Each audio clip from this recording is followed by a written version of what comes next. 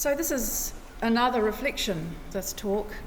It's not a technical talk, but it's a reflection on some of the choices we make in terms of creative expression, why we make these choices and what they say about us. It segues quite neatly on from several talks we've had already, starting with Dorothy and moving forward. My father was a journalist, and one could be forgiven for thinking he was a cliche of the hard-bitten, cynical journo. He left everything to the last minute, and with regards to his own work, he'd be a subscriber to the 90% perspiration, 10% inspiration equation. But he was also a devastatingly original thinker. He was known for his colloquialism, his quick responses, his satire, and his originality. He had an instinctive grasp of how to catch and hold an audience's attention. He used to talk to me about things like the first sentence hook that draws a reader into a story. One of the examples I remember him giving me was that of botanist David Bellamy, who came to New Zealand to open the Manarewa Gardens a long time ago. I recall my father saying to me, "Look at how he works the TV camera. He doesn't stand in front of a tree and talk. He leaps out from behind a bush with twigs and leaves in his hair." This was my introduction to creative thinking when I was young. But working against this advice, an example was the fact that I, and I'm going to be very honest here, suffered from many years from a deep introversion and a shyness which made it impossible to fulfill what might have been more unfettered creative impulses. Whilst working as a composer in schools throughout the 1990s, I developed a variety of techniques and strategies to facilitate student composition in the classroom, suitable for a wide range of ages and stages.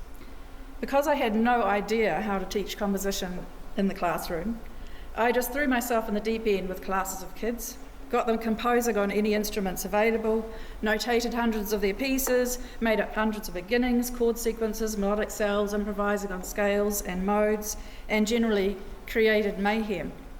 And that one-year job turned into over 10 years of teaching composition and creative music in schools on an itinerant basis, and many workshops for teachers on methods of teaching composition and creative music in the classroom, much of which helped to break down that really inhibiting shyness I had as a student.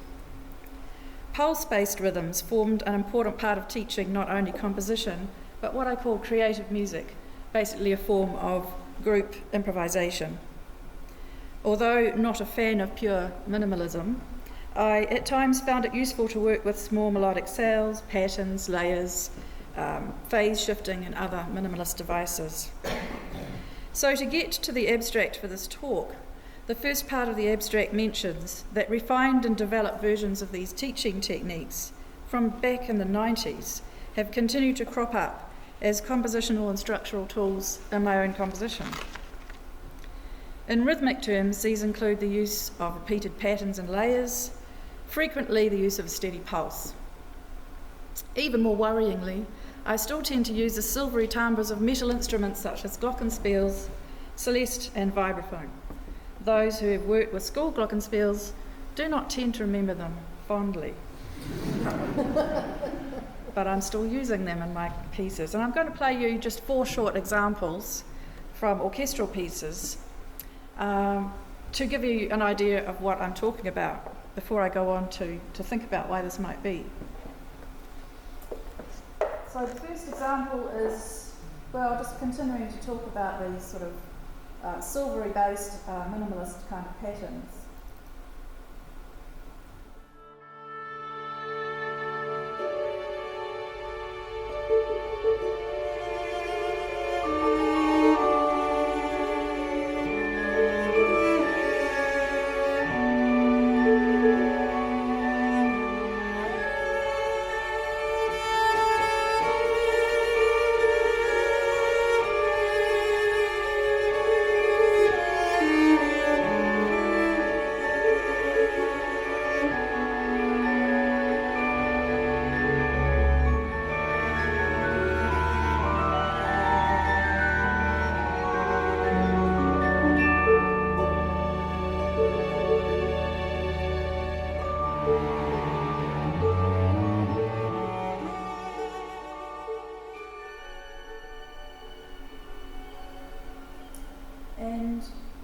second example from later on in the same piece takes one of those patterns, bom, bom, bom, bom, and continues it in yet another patterned way later on.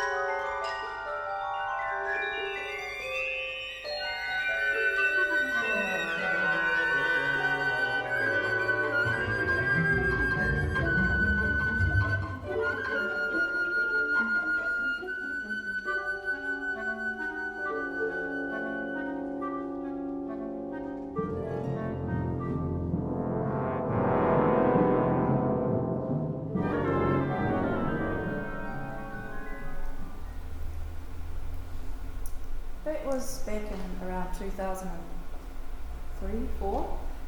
Moving on to a more recent piece, maybe 2 years ago, I'm doing similar things. The piece starts with a solo alto flute passage, which I'll play now.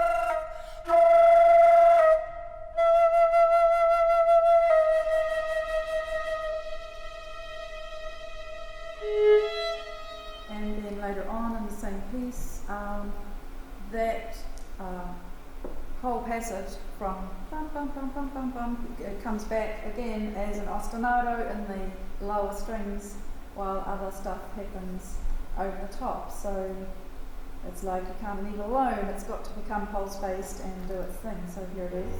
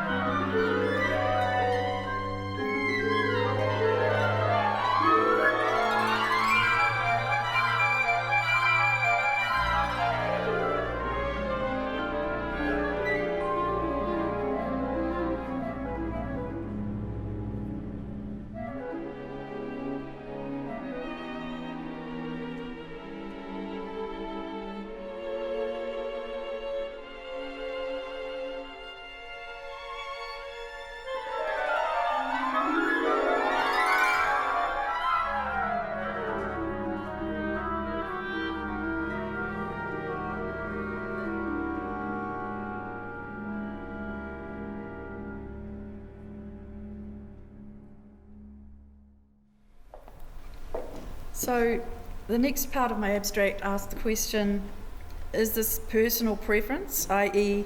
my past teaching methods simply reflected innate compositional preferences, or have these teaching strategies from the 90s made a subversive takeover of my own music, perhaps to the detriment of other ways of working or more creative thinking?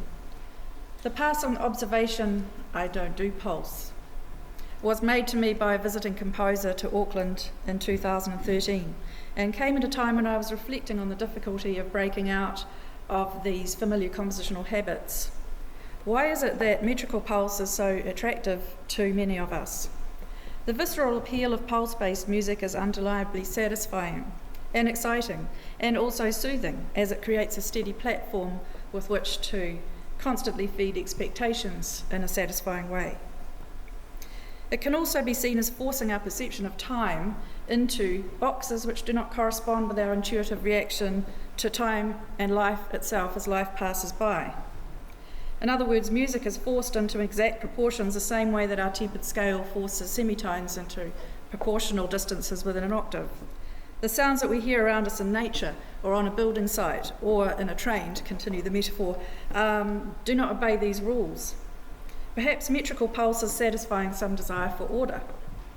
In a large group, whether it be a group singing in a work situation or a symphony orchestra performing, the power of a common pulse that can be altered by tempo variation is a powerful connecting device. I'm also reminded of a scene, and I think it's from the Dead Poets Society, where a group of students is asked to walk in a circle, do I have the right movie, and immediately start walking in time and then move into a march. The way we perceive the passing of time often has very little to do with chronological time. I love quotes which suggest the difference between perceived time and organised chronological time. Elliot Carter describes musical time as a special temporal condition which brings together the properties of objectively measured time and subjectively measured time. There's those words again. And Pierre Boulez writes that time, like pitch, has three dimensions: horizontal, vertical and diagonal. Distribution proceeds similarly by points, groups and groups of groups. These organisations do not necessarily run parallel with those of pitch. Finally, time acts as a link between the different dimensions relative to pitch, since the vertical is only the zero time of the horizontal, a progression from the successive to the simultaneous. And I also loved John Coulter's moment when he said just before, from the intimate to the immense, which is a very similar thing. I like the quote and the idea, not only for the emancipation of rhythm from pitch that it implies, but the idea of the successive to the simultaneous, which can also be a metaphor for viewing different ways of time passing in one's own life. However, I also think that to take the view that all contemporary music, in order to avoid being labelled that much maligned word, safe, should deliberately avoid all sense of metrical pulse, would be absurd and would reflect a very narrow view of what music is, could be, should be, or might be. To divert to this word safe, when describing newly composed music, the buzzwords include things like uncompromising, compelling, innovative, original, experimental. These are all good words and good things. Their opposites are things like weak, irresolute, unconvincing, uncreative, unimaginative, boring, derivative, and hackneyed. These things are obviously not so good. And I suspect one or more of these words are what people might be accusing a composer of when they use the word safe in relation to music, remembering that all views must in the end be subjective. I don't view the word safe as a negative word in its intent. An element of safety in the life of a person, or indeed a society, is important and should be a basic right. I think that safe music can be right for a situation or the performers or the audience or the function of the music. Used as a word of criticism, it appears to me, in fact, to be a very safe way of implying one of the other words that I quoted before. To undivert. Whilst on the one hand I sometimes resent the stigma on the poor little word safe, it is good to reflect on why I frequently use pulse-based motives in my own music and why I have not yet fully identified with the subjective use of time that I'm attracted to. People who prefer to be safe are often feeling insecure, anxious, or feeling in danger or under threat. These feelings often stem from inhibition and or introversion. One of the opposites to the word safe is the word risk. Without risk, there is little achievement. To express in music feelings of anxiety and introversion, which are very chaotic feelings, can feel very unsafe indeed. The use of techniques such as ostinato, focal pitches, layering, and pulse may therefore give a feeling of security, maybe safety. In my case, it also reflects a community music background, where I was making a living teaching and working with non-professional groups. So thirdly and finally, my abstract question whether this is in fact a problem, and if so, how one might break free of these compositional habits with particular reference to pulse. Ultimately, it's not so much the use of pulse or not, but the freedom from inhibition and the commensurate freedom of the creative impulse that is important. How to make chaos out of order. Not to mind being adrift in a pulsing sea of uncertainty may be a good challenge. And I'll finish with this anonymous quote. Always remember that you are unique, just like everyone else. Thank you.